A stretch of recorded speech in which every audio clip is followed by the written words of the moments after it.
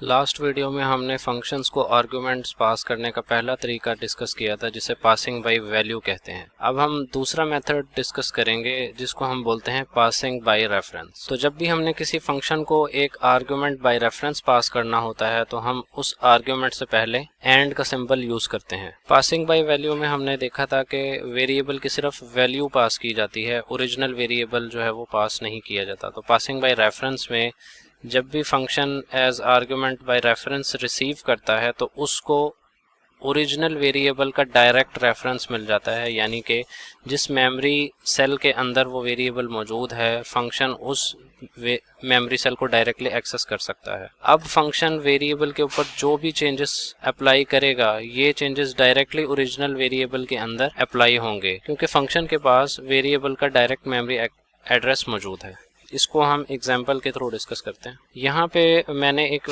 Function बनाया हुआ है इंक्रीमेंट। तो इसको मैंने बाय रेफरेंस जब कोई भी वेरिएबल पास करना है तो यहाँ पे जब मैं आर्गुमेंट वेरिएबल यहाँ पे लिख रहा हूँ तो मुझे यहाँ पे वेरिएबल से पहले एंड का साइन फंक्शन की डेफिनेशन के अंदर लिखना पड़ेगा। ये एंड का साइन जो है वो मेमोरी एड्रेस की तरफ इशारा करेगा जिसमें वेरिएबल मौजूद है। तो सिंपली इसके अंदर मैं वेरिएबल के अंदर इंक्रीमेंट करूंगा x++ और मैं इको करवा दूंगा वेरिएबल x की वैल्यू। यहाँ पे हम ब्रेक का टैग लिख लेते हैं ताकि जो हमारी नेक्स्ट आउटपुट है वो न्यू लाइन के अंदर शो हो। तो अब मैं फंक्शन से बाहर आकर एक वेरिएबल a डिक्लेयर करता हूँ जिसकी वैल्यू मैं 10 रखता हूँ और अब मैं इंक्रीमेंट का फंक्शन कॉल करूँगा और वेरिएबल a एज आर्गुमेंट पास कर दूंगा। पिछले टॉपिक में जो एग्जांपल हमने डिस्कस की थी और इस एग्जांपल में सिर्फ जो फ़र्क है वो पासिंग बाय रेफरेंस का, ये एंड का सिंबल जो है वो सारा सिनेरियो चेंज कर देता है। इसको हम रन करते हैं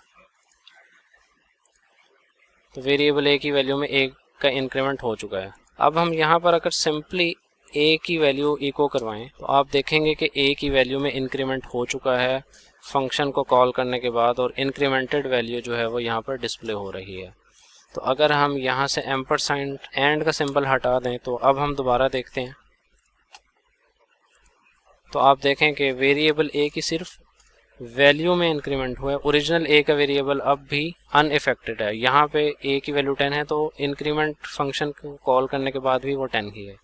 और यहाँ पे मैं दोबारा जब एंड का सिंबल लगाऊंगा तो अब वेरिएबल a की वैल्यू चेंज हो चुकी है। तो इस तरह से अगर कोई आर्गुमेंट पास किया जाए जिसमें मेमोरी एड्रेस डायरेक्टली हम फंक्शन के हैंड ओवर कर दें तो इसको हम बोलते हैं कि हम आर्गुमेंट बाय रेफरेंस फंक्शन को पास कर रहे हैं।